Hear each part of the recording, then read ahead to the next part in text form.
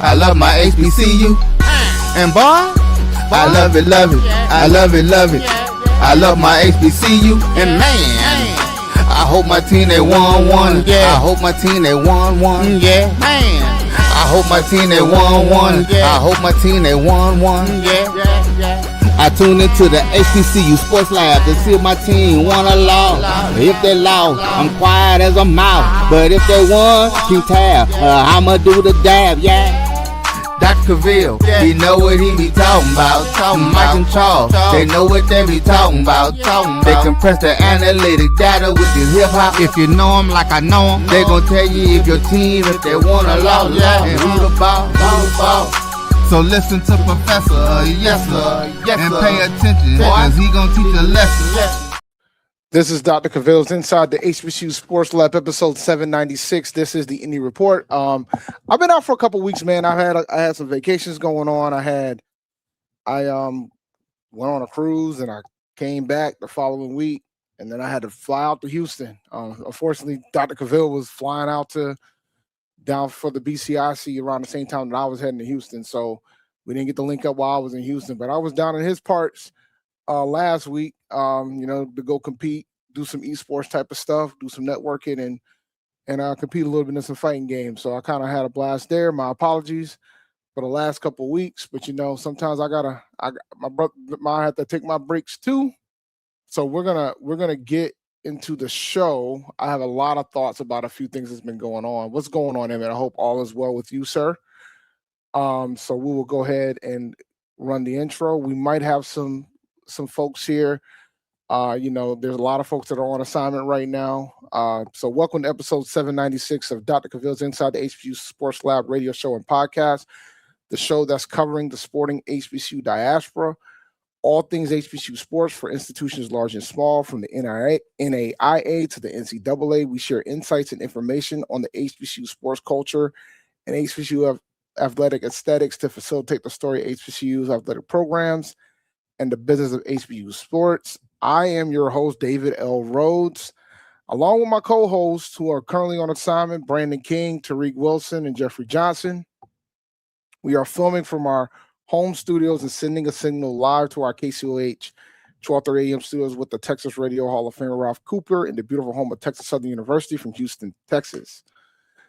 Hey, shout out to A&T Roy. Yo, you are hilarious. I will say that. We are going to talk about A&T. As you can see, I got my shirt. Shout out to the ladies.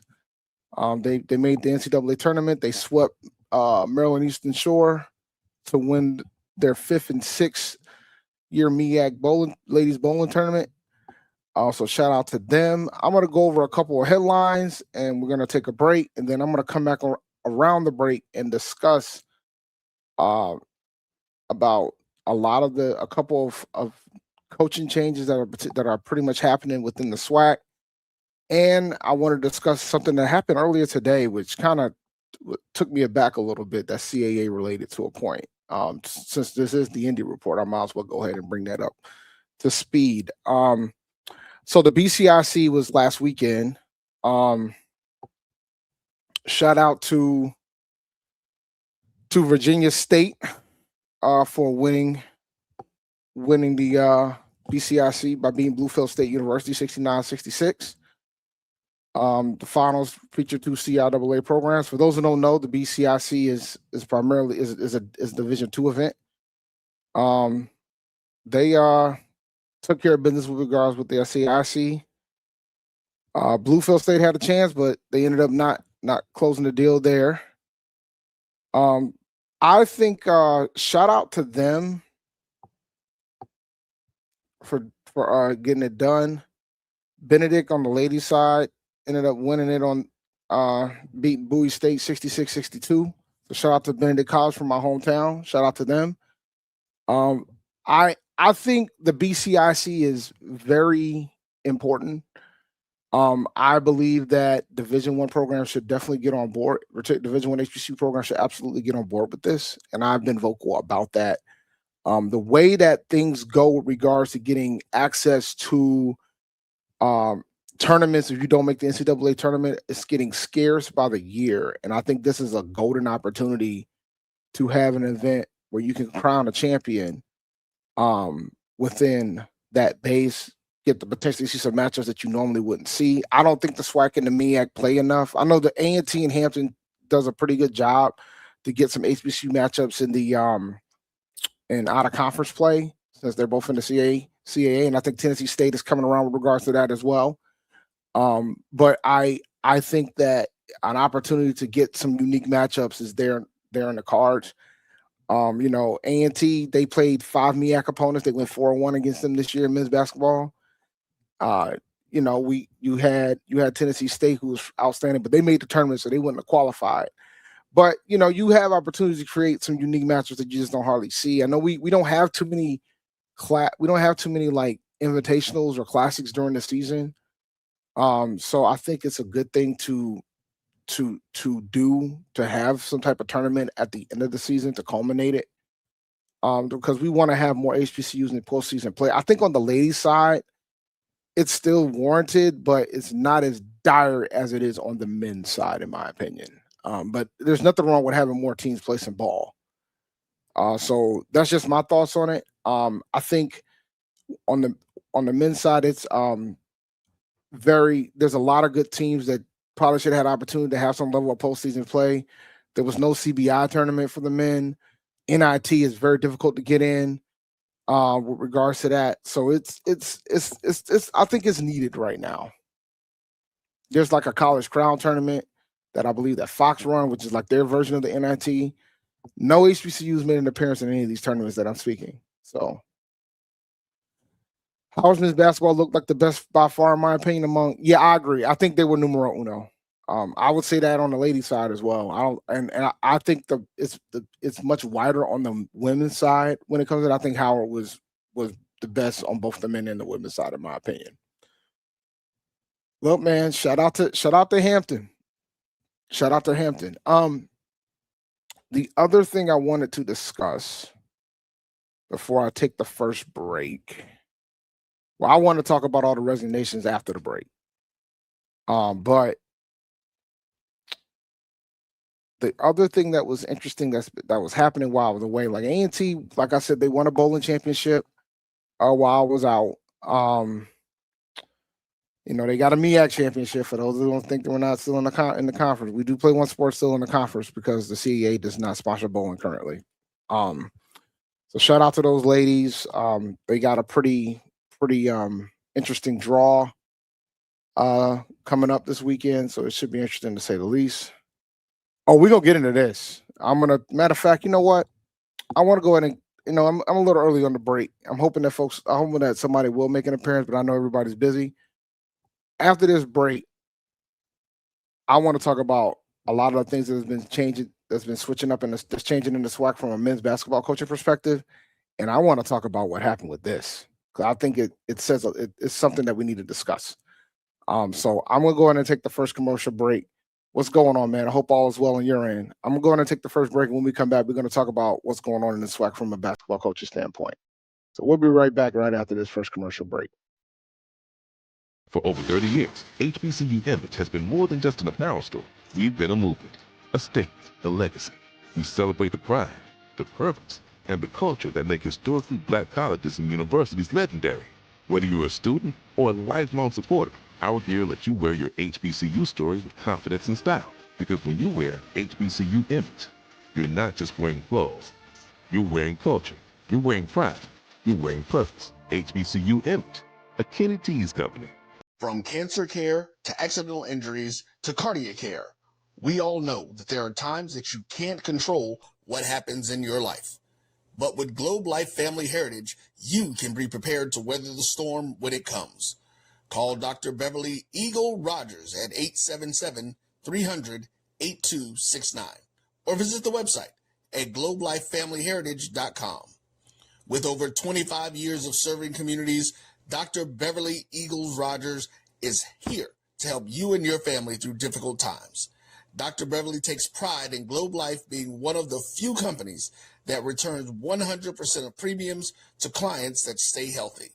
So for more information, call Dr. Beverly Eagle Rogers at 877-300-8269 or visit the website at globelifefamilyheritage.com.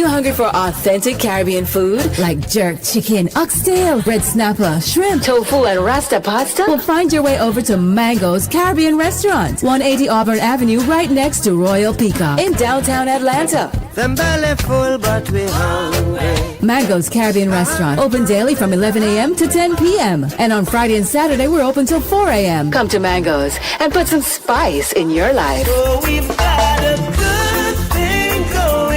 Mango's Caribbean Restaurant, 180 Auburn Avenue, right next to Royal Peacock in downtown Atlanta. For more info or directions, call 404-698-3992 or log on to mangoscaribbeanrestaurant.com. For instant coupons, text MANGOS to 313131. Tell your mama hungry, papa hungry, brother hungry. Mango's Caribbean Restaurant, authentic Caribbean cuisines.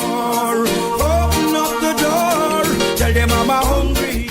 You're looking for the latest information on Southern University sports, the Southwestern Athletic Conference, and HBCU athletics. There's only one place to go. Tune in to the Carlos Brown Show, exclusively on the Black College Sports Network. Compress the analytic data with your hip hop. If you know them like I know them, they gon' tell you if your team, if they wanna lose, and who the ball. So listen to Professor, yes sir, and pay attention, cause he gon' teach a lesson. Welcome back to Dr. Cavil's Inside the HBCU Sports Lab, episode 796. This is the Indy Report. So while I was away, well, I actually was back from vacation when these things occurred, and it kind of happened in a fast and furious way over the last 48 hours. The first, there were three coaches. Actually, right now, the SWAC, according to reports, there's four openings on the men's basketball side. We'll start with Valley. Their coach will not be returning. He only won, I believe, 12 Division I games in a 4-year period, but it's very hard to win in Valley. I would say it's probably arguably the toughest basketball coaching gig in Division I athletics. Somebody can debate me on that. There's a different level of resources and challenges that those guys have, so it's kind of tough to have an expectation to win there. With everything. Now, I think their production is among the best in the SWAC and probably among in HBCUs in the way they produce, and they have some phenomenal commentators. But outside of that, they haven't really been much of a winning program on the men's basketball side. But we have reports of Johnny Jones going with Will Wade to head to LSU. Actually got a shout out on Monty Jones' show today, which was kind of hilarious. It was kind of wild because it looks like Will Wade is bringing the band back together, so to speak. So with regards to that, I mean, if reports are accurate, and I know there's been Dr. Cavil reported that was the case, and Coach Jones was saying that it's not, he's not leaving at this time, and some reports are bogus, or maybe it's just a matter of a paperwork drill or whatever, but that's what it appears to be at the time. It currently appears that he's going to be moving on. He had a phenomenal era while he was at Texas Southern. He did a phenomenal job with that basketball program there. So good luck to him if he does decide to head over to LSU. The second coach that made the decision to move on, and he's taken, just to be clear, he's taken an assistant spot at LSU. The second coach that decided to move on was Mo Williams. Mo Williams is leaving Jackson State to go take a assistant coaching job at Kentucky. So shout out to him and what he's going to do. His son is currently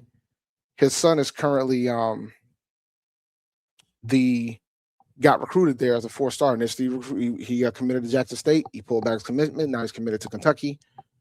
So shout out to him on getting that opportunity to go play for Kentucky, and shout out to Mo Williams for going and moving on. And then the third one was the first one that kind of dropped initially was Coach Tony Madlock of Alabama State moving on to go coach with Penny Hardaway in Memphis, and be an assistant coach for Penny Hardaway. They were assistants at the time at Memphis at a point. They were, I believe it was at Memphis, if I remember correctly. So shout out to Tony Vaughn getting that opportunity. All three of those moves have one main thing in common, and that is that it's about relationships. Those guys used to previously coach with the folks that are current head coaches there. So when you see those type of things, you shouldn't be that shocked. I think the big thing, though, for a lot of folks that's going on in regards to this is how fast and furious those coaches happen. Like because it was kind of in a continual span of, like, most of it happened within a 24-hour period. So it was folks were kind of taken aback, and I keep hearing reports that there's more coaches that might be moving on, or there might be more coaches that are going to be removed. I'm gonna be transparent when I say this. Like, the portal's about to open. After the Final Four, the portal is going to open. So I think you got to kind of make these decisions now with regards to that, so you don't fall behind, or you're just going to be using a mulligan for your first year. But then again, the Tennessee State head coach Nolan Smith kind of blew that out the water, because he was a late hire, and he ended up winning the OVC in his first season. So it all depends. But the bottom line is that you kind of still going to be behind the 8 ball a little bit in that regard, besides the fact that you got to deal with a chunk of the team most likely heading into the portal. So there's a delicate balance between that. And I already know, like, a lot of the players that have won the SWAC awards at the end of the season have already announced that they're going to head into the portal.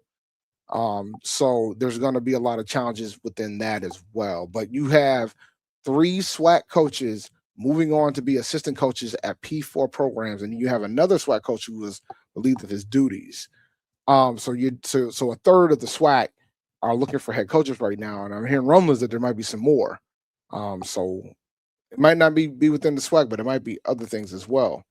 Yeah, I keep hearing that there might be more. But then the other thing you got to worry about, if you're in the SWAC, is a current SWAC coach taking another position at one of these openings, because we've already seen that happen when we saw what happened with Patrick Query leaving FAMU and heading down to Grambling. So you could and Dante Jackson going from Grambling to Alabama A&M.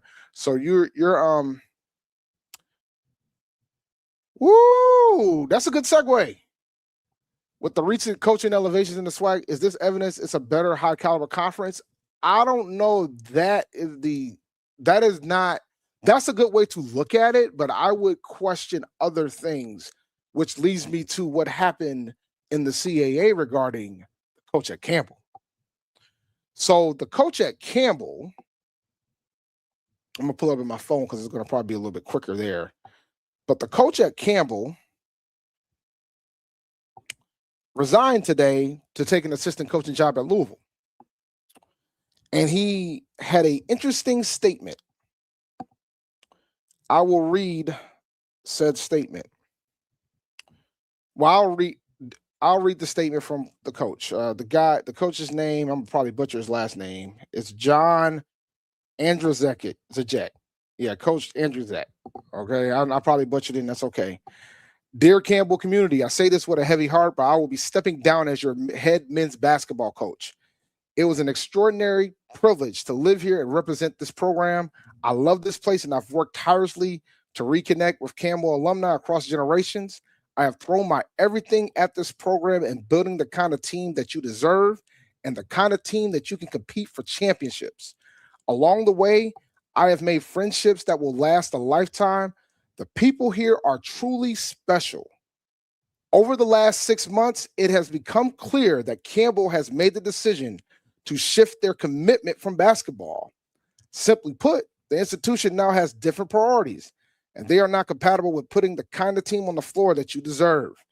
As difficult as this is, I respect the decision and understand it as one that the university feels it must make in what are unprecedented times in higher education.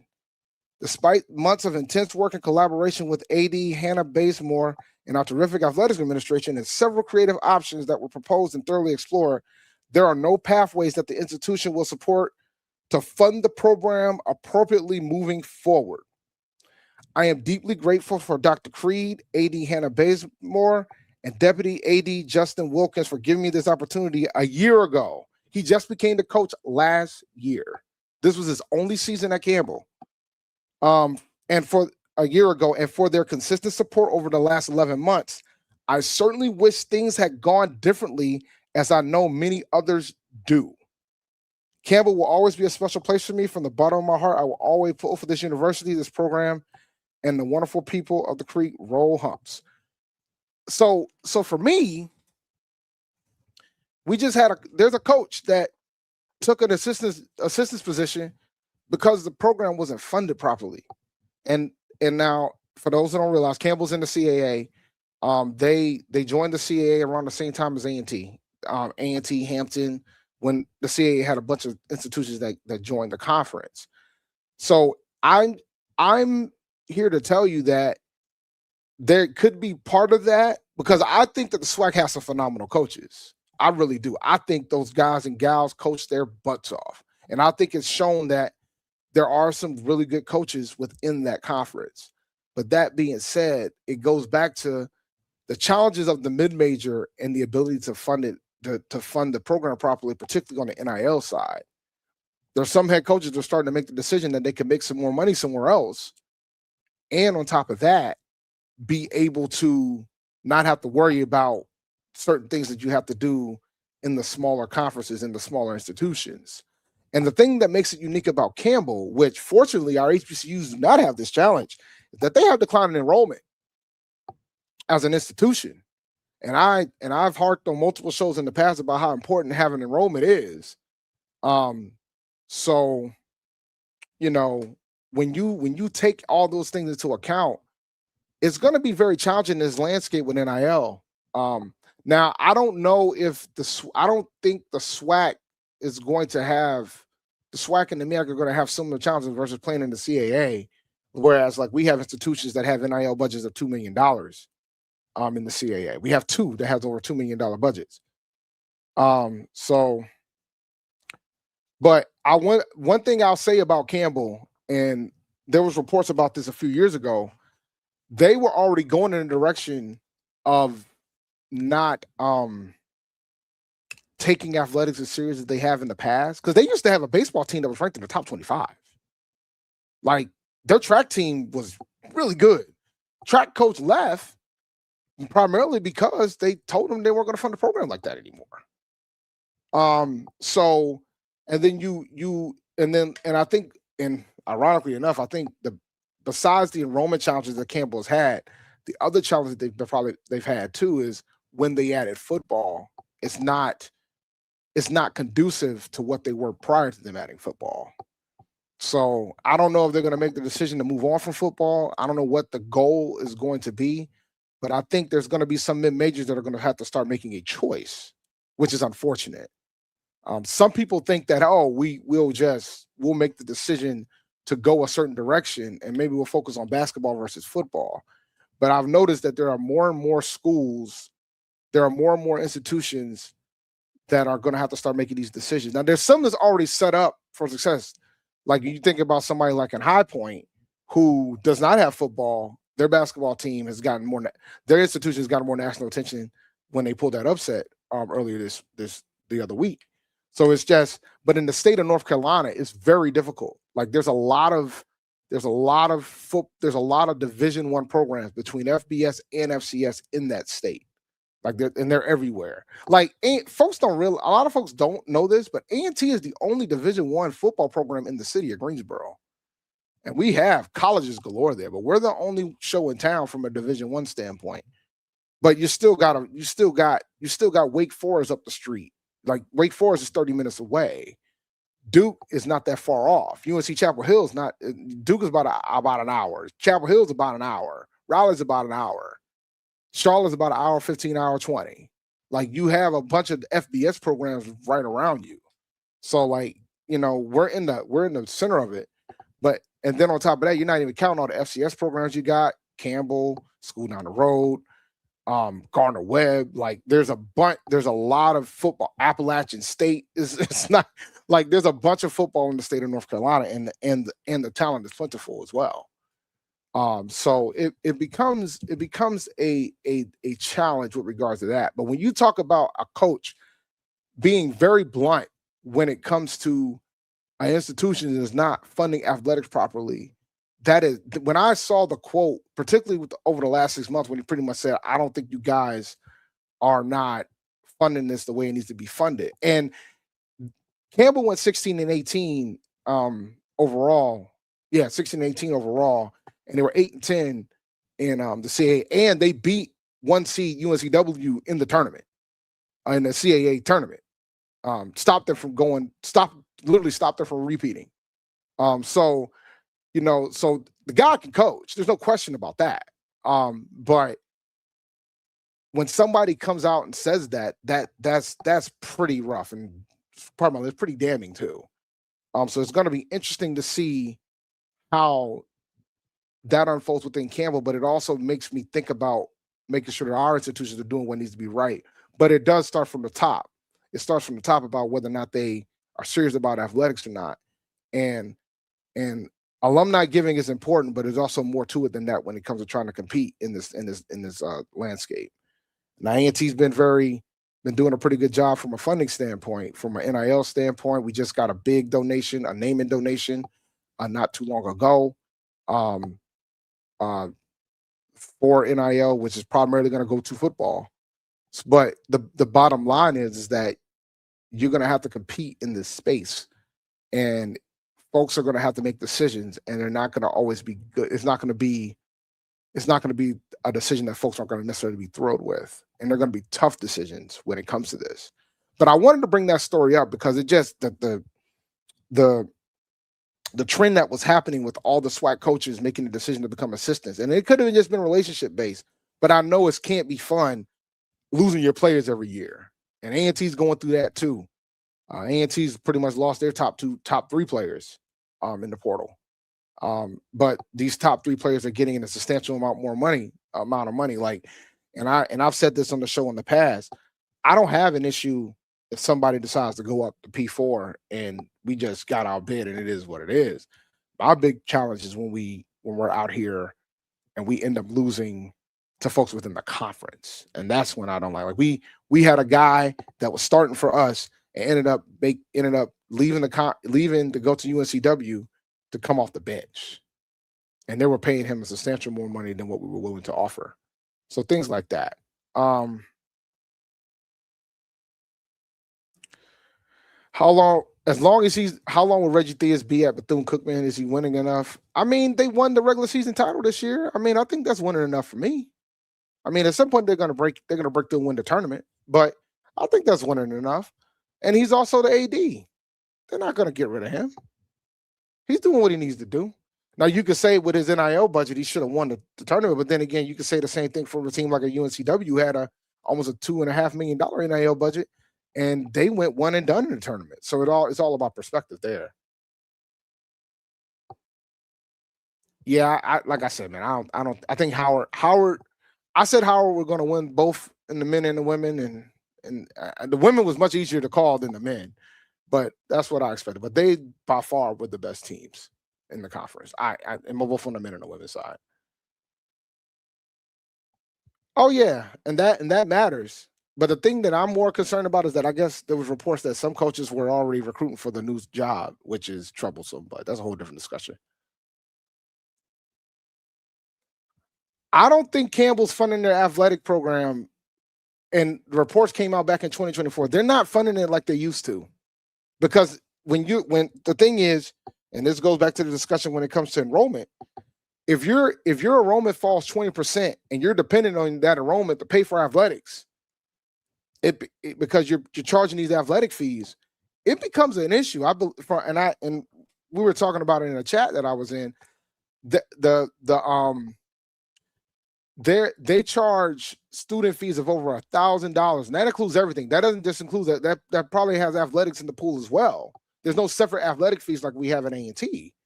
So they charging these students over $1,000 a semester, excuse me.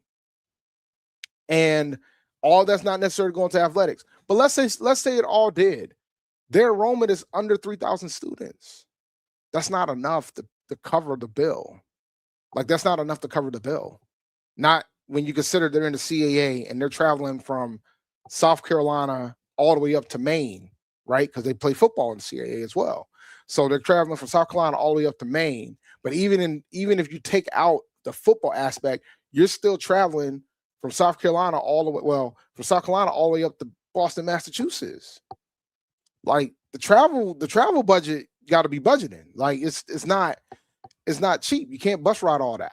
Like when they made the move from the Big South to the CAA, it was kind of, some people felt a way about it because they were worried about whether or not they can afford it. The reason why they're in the Big South is because of how the travel costs are significantly less, because you only have schools between South Carolina, North Carolina, and Virginia, and that's it. Like football, they're outside of that, but the rest of the sports, because the Big South is a basketball league first, kind of similar to the CAA being a basketball league first.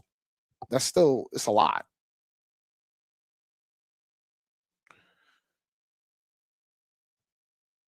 Yeah, but it's ultimately about enrollment, right? Like it's about the numbers. Like if you have less than 3,000 students and you need to have like a $20 to $25 million athletic budget, that's not sustainable if you're not fundraising, if you're not able to get more money up. But it's also could be decisions within the institutions about what's more important.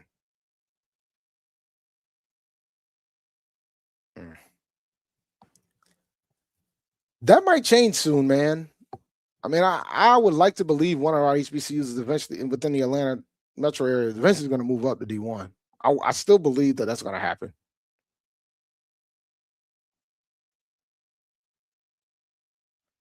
Now, this is true. I agree, but I will say this, and I probably shouldn't get this like to Campbell, but I will anyway. I don't think Campbell's not that big of a brand. I mean, they're not. I mean, so losing Campbell is not going to be like the end all be all. But I don't think Campbell's going anywhere. If I was Campbell, this is exactly what I would do. I would go back to the Big South, and be part of that Big South OVC situation, and just you take the hit on the football side, or decide that football ain't for you, because for a while they didn't have scholarships. So maybe you just decide football ain't for you. Football ain't your calling. You just be a basketball league. Go back to the Big South as a basketball league. You could do that too.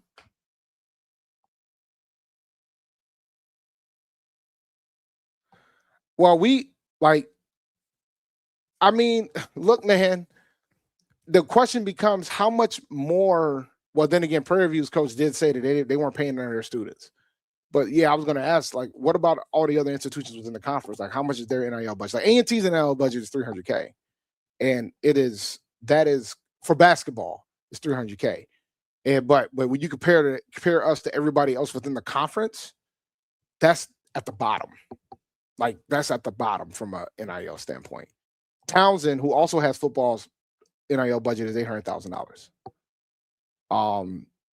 Like UNC Wilmington is over $2 million, Charleston's over $2 million. So like we're like, but you got to remember too, half of the schools that play in the CAA for basketball don't have a football program. So basketball is where their money goes. Charleston just lost their coach and hired a new coach, and they took their coach from a MAC school. They took their coach from Akron, and Akron has a pretty good basketball program. Wins a lot. I believe they made the NCAA tournament this year. They took a coach. They took a coach with a phenomenal record and told him to come to Charleston. But then when I looked at the rankings of the conference, the CAA is ranked higher in basketball than the MAC is. So it's considered an upgrade, which is good for the conference from a basketball standpoint, because I think there's a lot of folks within the conference that still believe that they're going to become a two-bid league again. I think it's going to be challenging with the way that the Power Four and the Big East is operating right now, though. It's going to be very hard because they're not facing people, and the net rankings is not as fair and balanced as it should be. Yeah. Yep. But it's just one season, right? Like they're always in it. Like UNCW won their regular season title, and they were the tournament champions last year. Charleston went prior to that. Like those two are typically the ones that are there. And I'm pretty sure Hofstra budget ain't a slouch either. Like Hofstra doesn't have football. They got $1 billion endowment. They spend more on athletics than we do. And it's expensive to go to Hofstra too, guys. My daughter goes there. So like And Hofstra won the tournament this year. And I said that when it came to like seeding, if Hofstra, UNCW, or Charleston wins the tournament, they won't be affected by seed because there was those, all three of those teams are really good. They did well and all three did very well in out of conference play.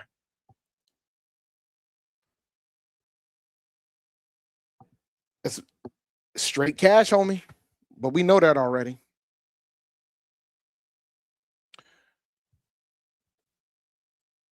Well, I think this is where it's going to end up, but then that means that's going to change March Madness because I believe this, and we're going to go to break, and then I'm going to have one final segment and close out the show. But one thing about March Madness is that if it was up to the Power Four programs, we wouldn't be in there anyway. And I'm not just talking about HBCU. I think they would get rid of the mid-major. Like, and from my perspective, I think that's boring. Like, I think you got to have mid-majors. You got to have teams that are going to make a run. So we'll see. But I don't disagree here. But you know, somebody got to sponsor and pay for it, and the conferences got to be on board. Like that's why I think we're missing something with the BCIC not making it Division I, and I'm gonna stand by that. But all right, I'm gonna take this last break. We'll be right back after this last break, and we'll talk a little bit of sports. But I really wanted to get into the topics regarding some of these other things because I thought they were fascinating. So we'll be right back after this next break. From cancer care to accidental injuries to cardiac care, we all know that there are times that you can't control what happens in your life. But with Globe Life Family Heritage, you can be prepared to weather the storm when it comes. Call Dr. Beverly Eagle Rogers at 877-300-8269 or visit the website at globelifefamilyheritage.com. With over 25 years of serving communities, Dr. Beverly Eagles Rogers is here to help you and your family through difficult times. Dr. Beverly takes pride in Globe Life being one of the few companies that returns 100% of premiums to clients that stay healthy. So for more information, call Dr. Beverly Eagle Rogers at 877-300-8269 or visit the website at globelifefamilyheritage.com. And we have to fund our kids in these colleges, and we have to make sure our kids have seats in these colleges. And what about HBCUs? You mentioned. Absolutely.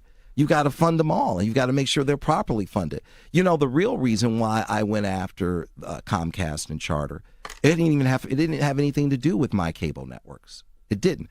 What happened was a gentleman wanted to do the Black College Sports Network in partnership with the HBCUs. And Comcast did not accept it. And that would have made a lot of money for these black colleges. Absolutely. And it would have educated the Black College Sports Network. This is what he wanted to do. That would have educated a lot of black kids. And when they didn't do that, that's when I came off the bench and said, okay, I'm going to light you up like a Christmas tree. Okay? That was the real reason why I got into it, was when I saw what happened with the Black College Sports Network, which I don't own. I just knew. Why didn't you buy it? I just knew. I just knew that these black. I like that talk. All right. I knew that these black colleges were going to benefit, and these black kids were going to get the education that they deserved and not have to pay. There's a shot. It might be. It could be. Right field. Grand slam. What a shot. That's how you get hot, young fella. Thank you guys for what you do for HBCU athletics. This is a fantastic avenue for all of us. This is our ESPN, so we love what you guys do, and all you guys at BCSN. We really appreciate what it is that you guys do for us. Movement, a statement, a legacy. We celebrate the pride, the purpose, and the culture that make historically black colleges and universities legendary. HBCU Image, a Kenny T's company. When you're looking for the latest information on Southern University sports, the Southwestern Athletic Conference, and HBCU athletics, there's only one place to go. Tune in to the Carlos Brown Show, exclusively on the Black College Sports Network. Compress the analytic data with your hip-hop. If you know them like I know them, they gon' tell you if your team, if they want a lot, and who the ball. So listen to Professor, yes sir, and pay attention, cause he gon' teach a lesson. Welcome back to episode 796 of Dr. Cavil's Inside the HBCU Sports Lab. This is the Indy Report. I am David O. Rose, your host. It looks like I'm going to finish this show solo, man. So this is where it's going to be today. So I'm going to go ahead. There's some more comments and I want to keep discussing this because this is what happened over the past couple of days from my perspective is more of a come to Jesus moment. There are I think folks recall when St. Francis made a decision to go from Division 1 to Division 3, and I said soon we're going to have these discussions about who's serious, who's not serious, because you got to start making choices. And I know that the threat of getting rid of or moving athletics down from 1 to 2 or 1 to 3 or whatever you decide to do, the biggest challenge is how that impacts enrollment. I would argue that it might not impact it as much because of the branding that we have. When you start thinking about all the other perspectives when it comes to that. Yeah, I mean, they are expensive. They are and these are expensive. Now, here's the thing about upgrading the facilities. That's going to be something that we're going to have to do on our own, particularly as a public institution, because a lot of times we can't use public funding to do that. So that's something that we're going to have to figure out or find loopholes or ways to make it work. And the thing that one big thing that a lot of folks have realized is that the students, they're more about the money than the facilities, based on what's been told and been said. And it's funny because there was I can't remember the player right now, but I'll tell you the story anyway. So I cover the NFL. I got another podcast to cover the Carolina Panthers, and it's draft season right now. And the big thing that's happening right now is everybody's like going through combine numbers and what's going on in regards to that and pro days and things of that sort. And there was a player from a Power 4 program, and one of the scouts said that he was pretty much fat. Like he was pretty much overweight. He was not. He was very fat. He should be more built.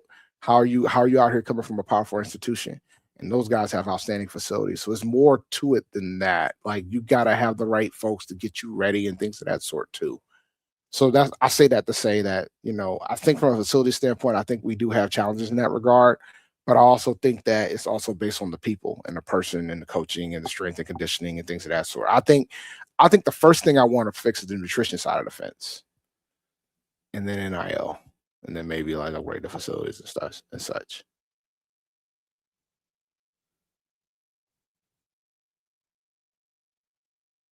I mean, you have to decide if you want to play in the NIL space or not. I think if you're not going to be willing to play in the NIL space, you have to, as alumni and a fan base, accept what your team is going to be.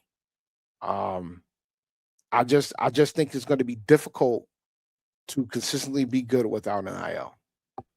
Occasionally you'll have a team that doesn't have NIL do some damage. I'm not saying that's not possible, but the thing that I'm trying to say is you have to be prepared to pay the piper if you expect your teams to be good. Because if there's other institutions that can take care of business, so to speak, take care of their players, their student athletes.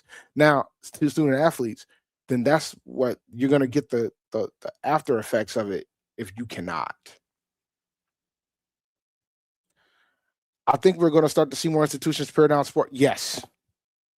I think if they can stay within Title IX, I think more sports are going to get cut, or they'll be there, but it will be under resourced because they're going to invest in the big schools.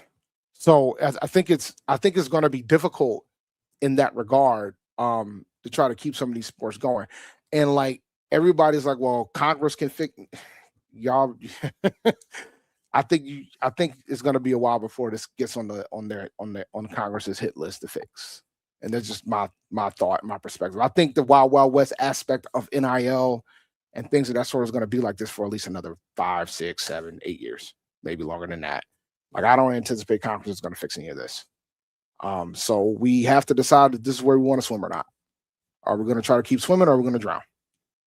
I mean, that's what it boils down to. But I think increasing enrollment improving fundraising, and I think we can compete in this thing. I think the SWAC has done. I'll be quite frank. I think the SWAC has done a better job from the standpoint, from a conference standpoint, than the MEAC has. Like there are schools in the MEAC that have larger NIL budgets than the SWAC. I think Howard probably dwarfs all of us from that standpoint. But I do believe that the SWAC as a conference has done a much better job in getting the institutions prepared for what's coming when it comes to their media deals and SWAC TV. I think they're doing a much better job in that regard. So shout out to them with regards to that. I think they got this thing rolling the way they needed to get it rolling. They're figuring it out as they can figure it out. So shout out to them. I just think that now the institutions got to be on board and be aware about what is continuing to come. And then you're gonna have to start asking your leadership the tough questions, not just the AD, because the presidents and the chancellors are the ones that are going to be making the calls about whether or not they're serious about athletics or not. The AD is just trying to do their job with what they got. Why are Division II HBCUs holding their own against Peter White counterparts in NCAA payout competition? Isn't that more rewarding than watching South Carolina's women's teams beat Southern by 90 points? To be fair, South Carolina was doing this to everybody. And so was UConn. I mean, UConn was up by 50 points at the half against Syracuse. You know? So I think the money's different. Like the Division II schools, the money's different. It's a little bit closer. The gap is a little bit closer. Like there's some sports where we can compete, where the gap is a little bit closer. Like bowling, the gap is a little bit closer. Track, the gap is a little bit closer. Like it comes down to dollars and cents, but the gap is a little bit closer. So that's just how I feel. You know, I think the gap is just closer in Division II than it is in Division I. Right?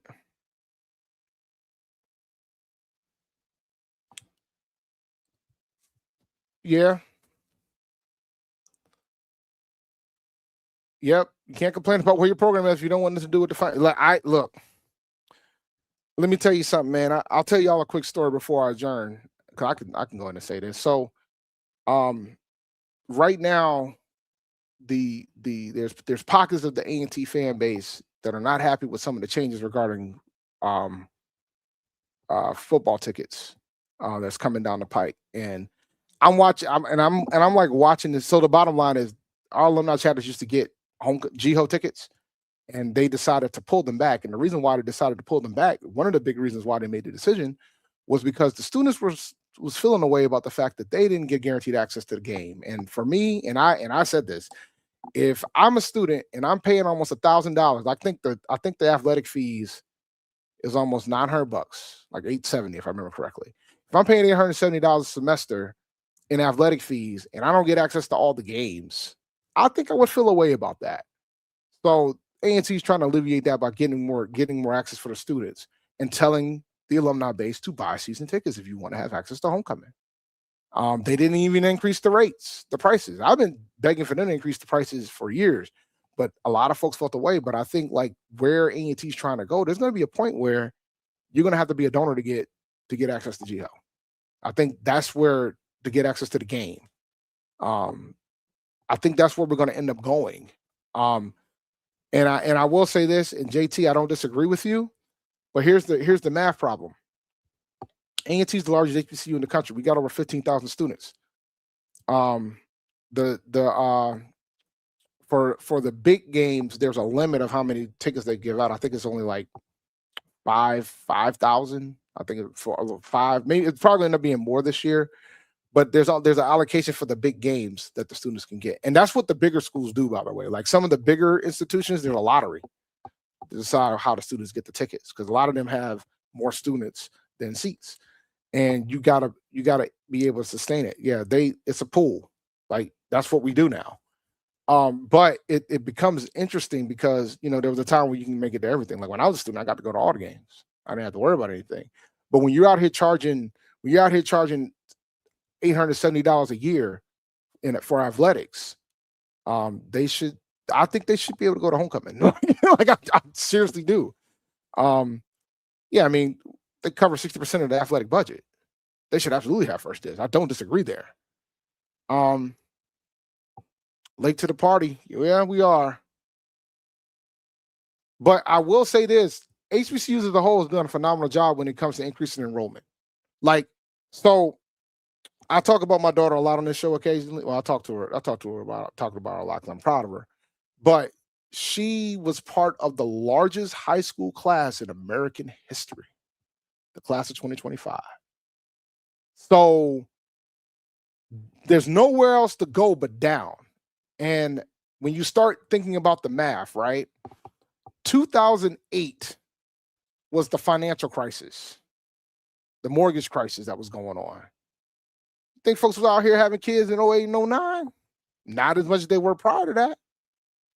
So when you take that into account, you know, you're going to have less students you're going to have less students that are going to graduate from high school, which means there's less students that's going to go to college.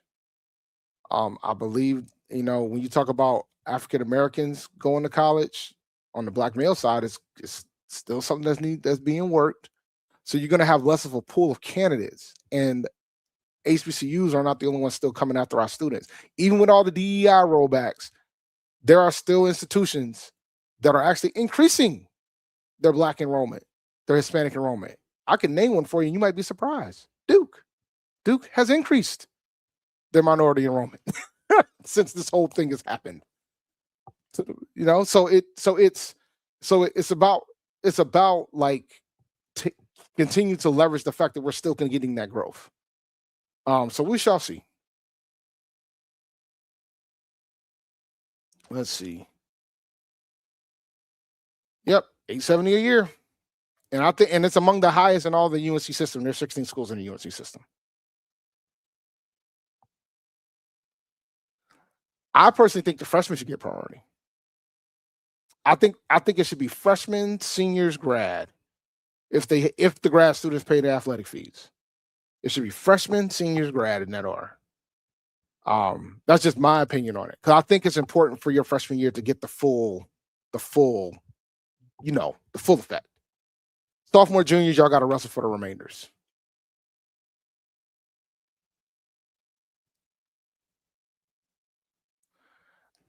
I mean, I'll say this: the Mississippi HBCUs have actually gone up.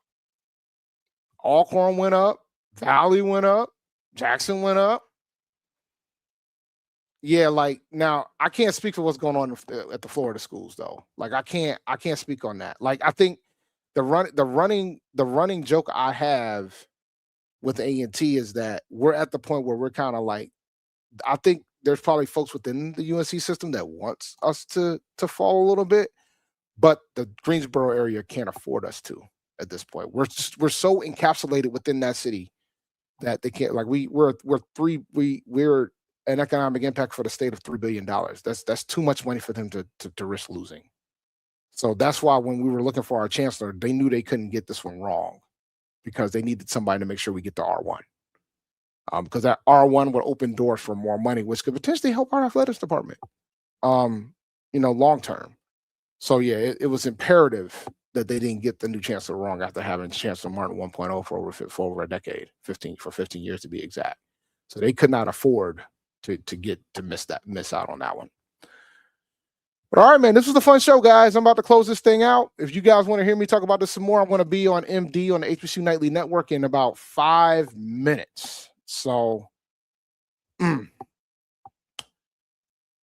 you for listening to Inside the HBCU Sports Lab. Make sure you share our podcast with your friends and colleagues. I'm David Earl Rhodes, with my co-hosts, Brandon King, Tariq Wilson, and Jeffrey Johnson. We hope you enjoyed it. Make sure you follow Dr. Kiana Cavil on Twitter, Facebook, and Instagram. Go to hupiracyship.com for Hampton Athletics with my guys. Make sure you go to sneakershoptalk.com. Check out some of the articles there. And you can follow me on Twitter at champd1012. Dream big and continue to move forward. We will talk to you soon. Course lecture dismissed.